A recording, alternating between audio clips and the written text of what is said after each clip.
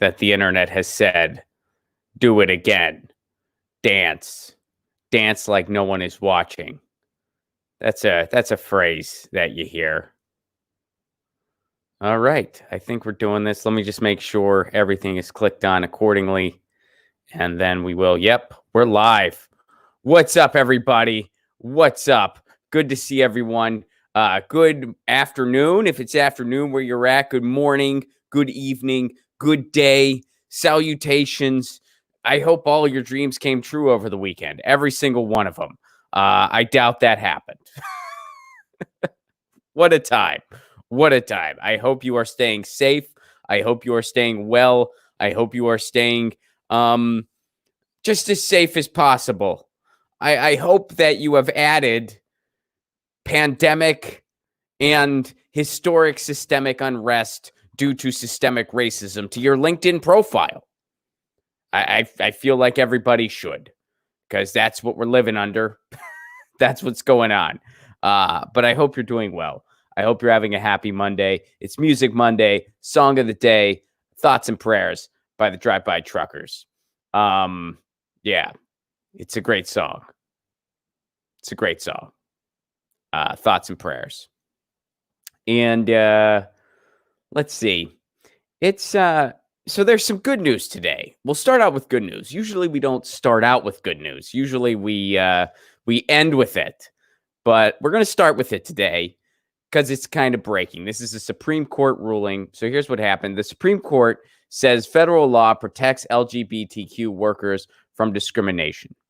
So here's what's going on here. Federal civil rights law protects gay, lesbian, and transgender workers. The Supreme Court ruled Monday, that's today. The landmark ruling will extend protections to millions of workers nationwide and is a defeat for the Trump administration, which argued that Title VII of the Civil Rights Act that bars discrimination based on sex did not extend to claims of gender identity and sexual orientation. So here's what that's referring to. This is the rule that the Trump administration is going after, or that,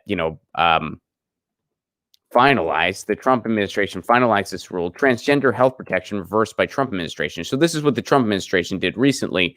The Trump administration on Friday, that's this past Friday, finalized a rule that would remove non-discrimination protections for LGBTQ people when it came to healthcare and health insurance. So basically, they had this rule that sex discrimination. Here's what they're saying. They define sex discrimination that only applies when someone faces discrimination for being male or female. It does not protect people from discrimination on the basis of sexual orientation or gender identity. So basically, somebody could deny someone healthcare rights if they are transgender. That's essentially what this opens the door to, what the Trump administration did. Because that's just what amazing priorities. I mean, how do you... I mean, look at everything that's going on in the world. Look at everything that's going on in the world right now. We're amidst a pandemic, by the way. It's not over. It didn't go away. It's still happening. People are sick. People are dying. People are going to, economically, we're going to be crushed by this. We already are. People can't make rent. People have to choose between food and rent. There's civil unrest at historic proportions because our law enforcement isn't law enforcement at all. It's just a systemic, racist, legalized gang with a license to kill. And the Trump administration looks around, they go, you know what we need to do? Let's make it harder for transgender people to get health care. Let's just be horrible to transgender people for no reason whatsoever. I guess J.K. Rowling and Donald Trump have the same self-help advisor, somebody who does advisory classes at Hate Inc., and they just wake up and they're like, one of the best things you can do for self-care, do like 10 push-ups and then marginalize transgender people for no reason whatsoever. Just crap on them for no reason. Just make their lives even harder for no reason whatsoever. Just to be a horrible human being. Do that. So this is what the Trump administration is looking to do. They wanted a rule that said, oh, well, you can... It's just if someone's transgender, you can discriminate against them. That's fine. That's fine. That whole sex discrimination thing, that only refers to biologically born male or female. If you're transgender, You could do whatever you want. That doesn't matter. That's what Trump wants to do. And now the Supreme Court ruling, which, presumably this Supreme Court ruling will have some consequences for that rule that Trump put into effect. But let's read on here, the ruling itself. Now, here's what's interesting here. It was a 6-3 ruling. So here's what it says. An employer who fires an individual for being homosexual or transgender fires that person for traits or action it would not have questioned in members of a different sex. Sex plays a necessary and undistinguishable role in the decision, exactly what Title VII forbids. So what's interesting here is, so here's what it said. On terms, the decision is only about discrimination in the workplace. So Trump's thing is about discrimination in healthcare. But here's what they go on to say. But it inevitably opens the door to a host of other challenges to discrimination on the basis of sexual orientation or transgender status on the ground that it, too, is impermissibly based upon sex. In that respect, only the court's 2015 ruling recognizing the constitutional right to a same-sex marriage may be equally as significant. So this, in other words, even though this ruling is specific to the workplace, it will likely present a challenge for Trump's new rule, because it's interpreting this Title VII as the discrimination of sex applies to sexual orientation. It applies to sexual orientation. So that means it applies to LGBTQ people as well. That discrimination of sex applies to members of the LGBTQ community as well, not just biologically male or female based on birth. That's what they're saying as far as Title VII. So that's what's going on there. Now, I really want to read. So the best part is the dissents here. All right. So Samuel Alito, one of the dissents, here's what he said. Even if discrimination based on sexual orientation or gender identity could be squeezed into some arcane understanding of sex discrimination, the context in which Title II was enacted would tell us that this is not what the statute's terms were understood to mean at that time. So basically what he's saying, like, well, even if this is the case, which who knows if anyone can determine that. That's basically what he's saying in a flowery way. He's like, well, even if sex discrimination refers to people who are different than me, that's what he's saying. He's like, look, even if you're saying sex discrimination applies to things that don't apply to me as a straight guy, even if it applies to other things that don't apply to me, even if that's the case, which maybe it is, maybe it isn't. I'm just a judge. What do I know? Chances are when they wrote this thing, that's not what they had in mind. So whatever. What a great deflection by Samuel Alito. And somebody else tweeted this out, but someone else tweeted this. Is he gonna apply that same logic when he's reading the Second Amendment? Yeah, I bet he doesn't. All right. So now here, Brett Kavanaugh. Here, this is according to the CNN article. Another conservative on the bench acknowledged the social and political progress achieved by members of the LGBTQ community, but nonetheless dissented. So here's what Brett Kavanaugh said. Listen to this deflection. Now, when people are dissenting and they have no valid argument whatsoever, what that's telling you is that their only dissension is the fact that they're just bigots. They're like, we have no legal basis for anything what we're saying. We're just bigots. Just like this Trump rule, it's just bigotry. There's no getting around it. Who does it help? It helps nobody. It hurts transgender people. That's all it does. That's all Trump's ruling does. And that's all being against this. That's all it does. It just marginalizes a group of people who are already marginalized. That's all it does. That's why the dissents, there's no logical basis for any of these dissents. They're just making stuff up. Well, here's Brett Kavanaugh's. They have advanced, powerful policy arguments and can take pride in today's results. He's referring to the LGBTQ community. Under the Constitution's separation of powers, however, I believe that it was Congress's role, not this court's, to amend Title VII. I therefore must respectfully dissent from the court's judgment, Kavanaugh wrote. Here's what Brett Kavanaugh is saying in a very blunt way. I don't think it's the place of a court of law to interpret the law. That's what Brett Kavanaugh is saying. I don't think it's a court of law's place to interpret the law. Samuel Alito, I think they probably meant something else when they wrote this. Those are their dissents. Why are those their dissents? Because they can't just come out and say, hey, we're homophobic bigots and we just want laws that make us feel good. They can't just straight up say that. So instead, they need to put forth this bullshit. No, I don't think it's... Court of law shouldn't interpret the law. I'm Brett Kavanaugh. I like beer. There you go. But this ruling is some good news. This ruling is some good news. And when you look at the dissents and you see that level of delusional mental gymnastics, it's saying that they're only dissenting out of hatred and bigotry. And they can't come out and say that. Just like Trump's rule is only based on hatred and bigotry, but they can't come out and say that. That doesn't sound nice. So instead, they have to just BS around it. All right, so that's a little bit of good news. A little bit of good news in a current climate that really does warrant some good news. Now, let's knock that good news down with some not so good news. So we've been covering everything that's been happening in regards to the quote stimulus bills and all the efforts to actually help people, which our government has not done. Our federal government has basically what they've done more or less since day one is they said, hey, banks, here's a bunch of money. Here's trillions. Are you going to give some of this to the people? And the banks said, probably not. We don't care.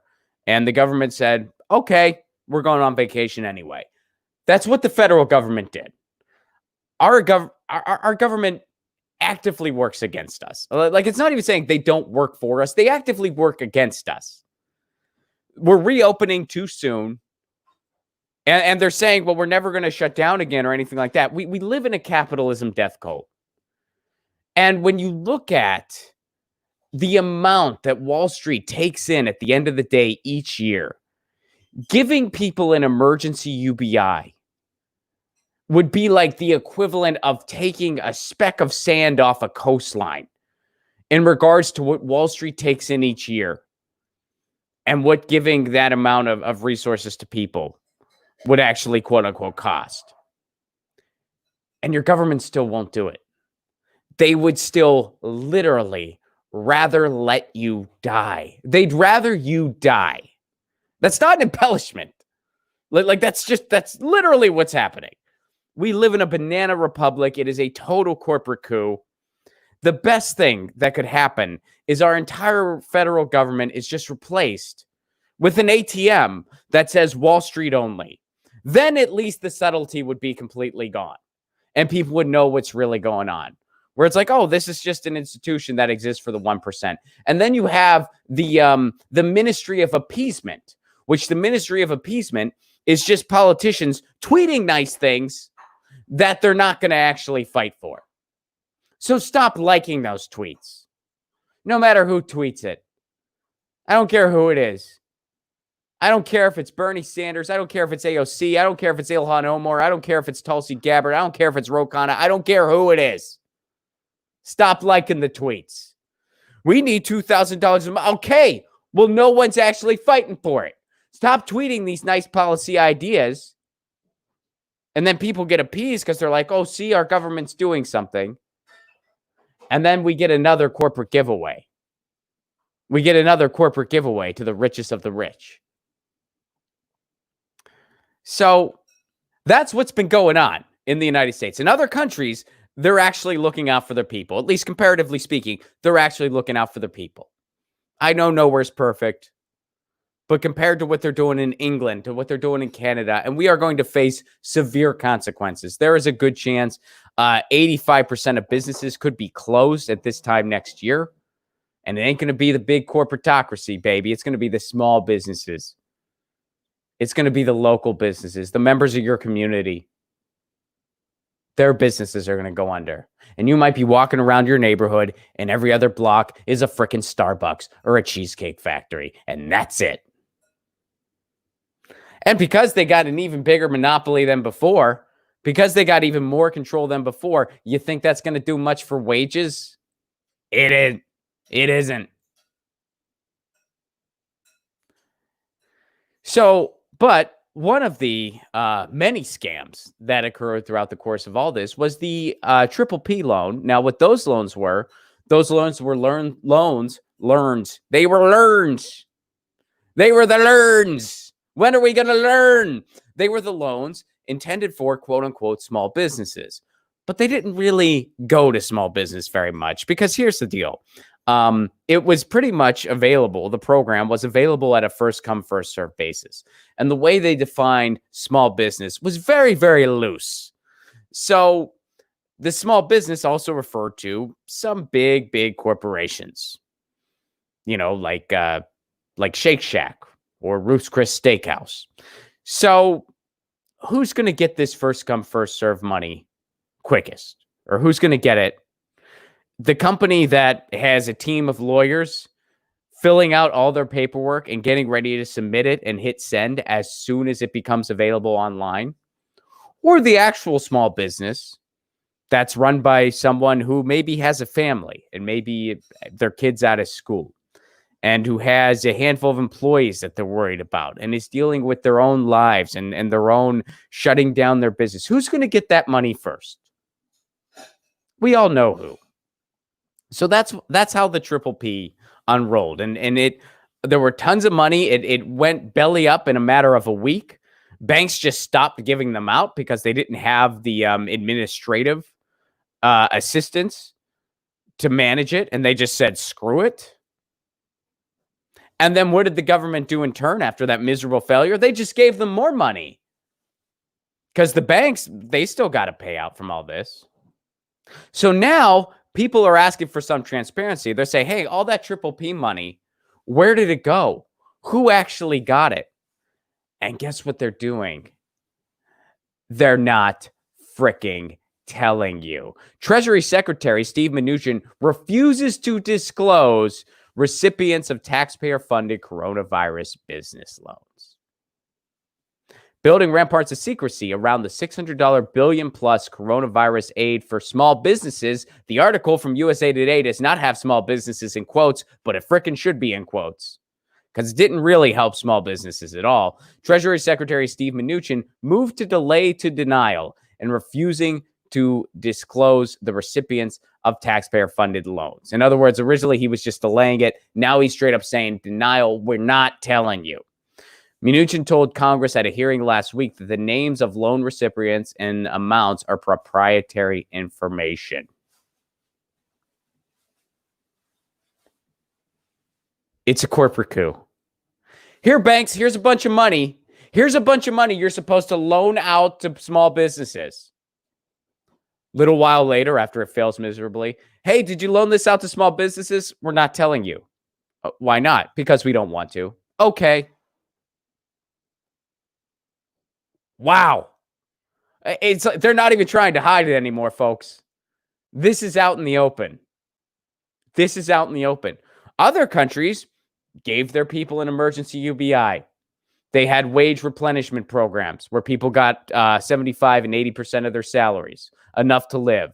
They put a moratorium on rents on small businesses. They just kind of put it all on hold until the economy could recover. What did we do? We just handed the richest of the rich. By the way, billionaires have gotten $434 billion richer since this has happened. Billionaires in the United States have gotten $434 billion richer since the pandemic has occurred. Jeff Bezos is on his way to becoming the first trillionaire.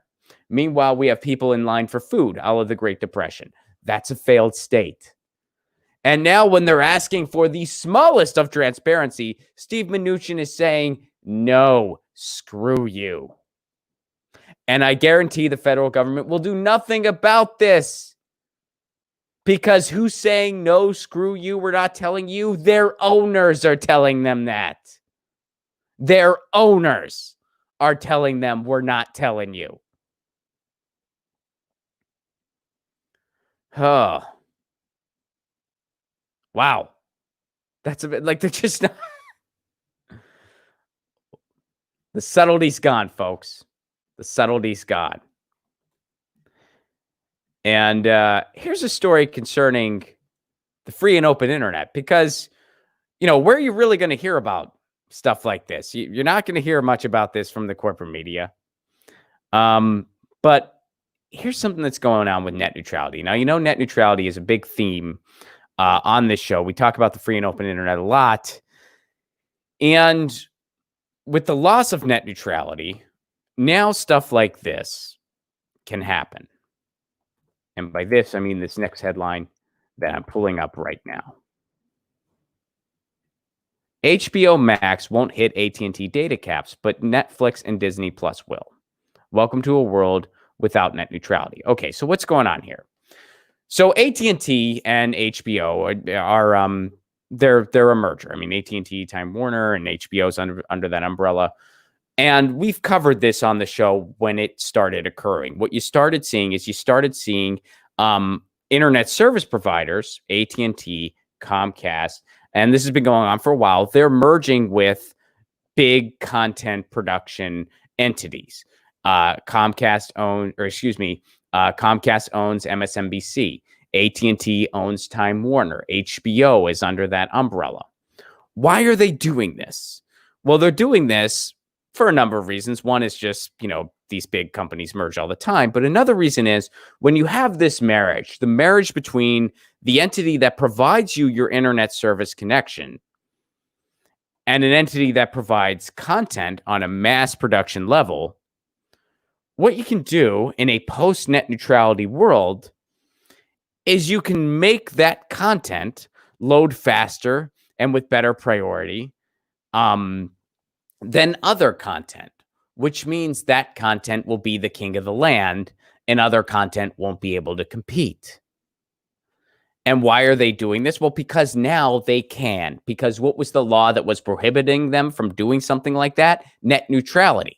Net neutrality was the policy that we've had since the advent of the internet. We just got it cemented into law in 2015, and then it got repealed by the Trump administration, FCC, later in 2017. So now that law is repealed, and net neutrality was the law that designated the internet a utility in our lives. So it means it needs to flow like running water. You can't certain websites can't be prioritized over others. Fast lanes and slow lanes can't be established on the internet. All internet traffic needs to be treated equally like flowing water to your house. That's the law. That's what net neutrality is. That's what net neutrality does. Net neutrality does not allow the government to control the internet. That's not what net neutrality is. That's not what net neutrality does. Net neutrality is not some overreach by the FCC. It just designates the internet a utility. The same way if you make a phone call or flowing water. That's what net neutrality is. Without that law, entities like AT&T and Comcast can buy up content production conglomerates like HBO. And then what they can do is they can prioritize the traffic of those entities and then throttle the traffic of other entities such as independent media, stuff on YouTube, stuff like this show, stuff like podcasts. You get the idea. And they're going to do this slowly. It's not like we're going to wake up one morning and the internet's going to look completely different. And we're going to be like, well, nothing loads unless it's HBO Max or Disney Plus or MSNBC or CNN or Fox News. And everything else never loads. I can't watch independent media anymore. It's not like we're going to just wake up one day and it's going to be completely different. It's going to be a, quote, slow boil. How do they assure a slow boil? Stuff like this. HBO Max, which is affiliated with AT&T, it won't hit an AT&T data cap. What does that mean? That means if you are an AT&T customer and you have a data cap with them, which, by the way, data caps are mostly bullshit anyway. They shouldn't even exist. It's just another way that these big cable companies price gouge you. HBO Max won't go against your data cap because HBO Max is under the AT&T umbrella, but Netflix and Disney Plus will. So what are you going to migrate to more? HBO Max. And that's how they're slowly but surely going to be able to control the medium and the message. At the end of the day, that's what this is. Your internet service provider, the person that provides you the internet, that's the medium. The content is the message. All these mergers are an attempt to control the medium and the message. And once we lose the medium, it's gone forever. And so many people don't think this is possible or that this is a reality. So many people don't think this is as big of a deal as it is. But mark my words, we could very easily live in a world where we're telling our kids and our grandchildren what the internet used to be like. And they're going to say stuff like, oh, you mean people used to be able to have their own podcasts? They could just, and it would load the same speed as something else. Yes. People could have shows on YouTube. It would load. Yes. Once we lose the medium, we don't get it back. And it's very plausible we could lose the free and open internet as we know it.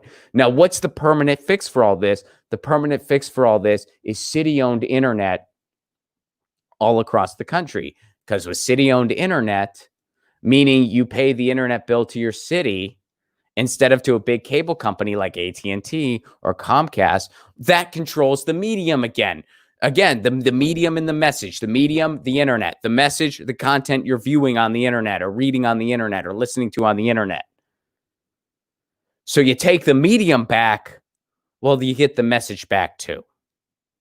And by the way, city-owned internet, every time it's been tried, is just as good, if not better, than the option big cable gives people, and it's cheaper. So it's better internet and more affordable because you don't have this cable duopoly price gouging you at every turn. So that's just evidence of the slow boil that is the post-net neutrality world. And they are trying to take the free and open internet away. They are trying to make shows like this a thing of the past for a number of reasons. One just being profits. That's what AT&T, they care about profit above all else. That's all they want. HBO Max, they just want the most profits. And if you control all the content, if people don't have choices, well, guess what? You've won the market share.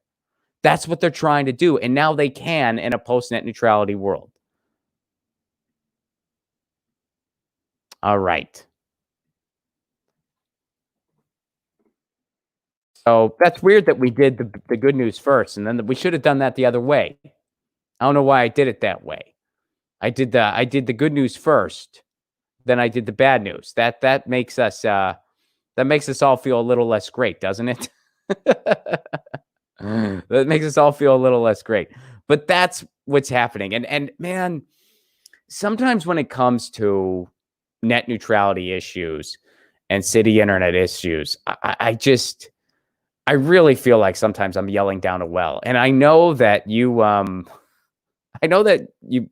guys who watch the show regularly, you're like, yeah, we get it. But I feel like even people that, content creators on the internet should be the most on top of this. You know what I mean? And it's, you'd be shocked how many people have said stuff to me like, no one cares about net neutrality. It's not important.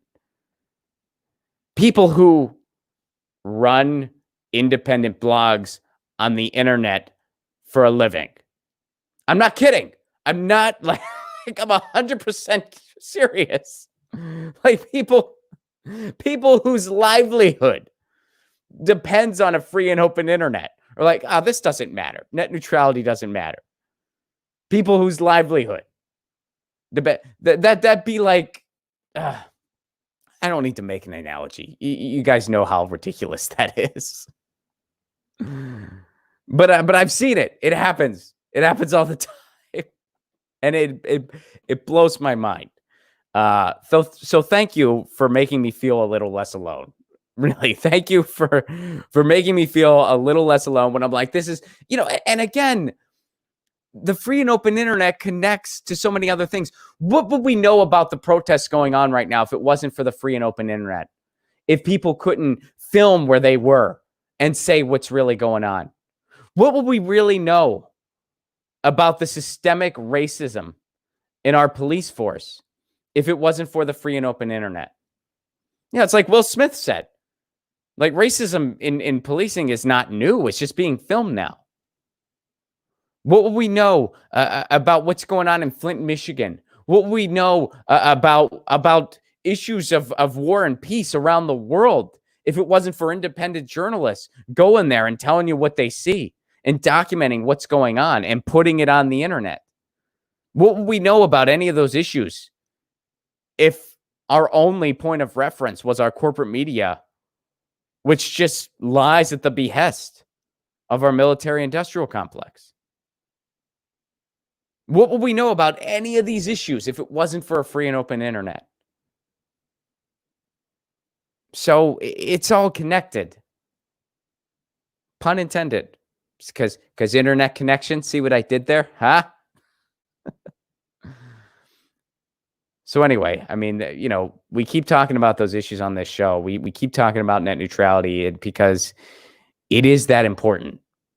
And if we lose the free and open internet as we know it, we're not going to get it back. And thank you guys for realizing that, because it makes me feel a little less alone. Guys, thanks so much for being here. We will be back tomorrow, same time, same channel. And in the meantime, you know the drill. Lucy says meow. I say, oh yeah, what we know about climate change if it wasn't for a free and open internet. That's another one. What we know about climate, if we had to rely on the corporate media that gets every other commercial is an oil and gas company who wants you to not be aware of climate change. If we had to rely on them for our climate change information, where would we be? Anyway, you get the drill. We'll be back tomorrow. Gareth Reynolds of The Dollop joins the show tomorrow. I like Gareth a lot. I'm excited to have him on the show. Excited to get my news on with Gareth. He's a hilarious comedian, and the podcast he is a co-host of, The Dollop, along with Dave Anthony, one of my favorite podcasts. He's going to be on the show tomorrow. And in the meantime, you know the drill. Lucy says meow. She's over there asleep. Yeah, Lucy's over there. She's that way. But she says meow. I say peace. Peace.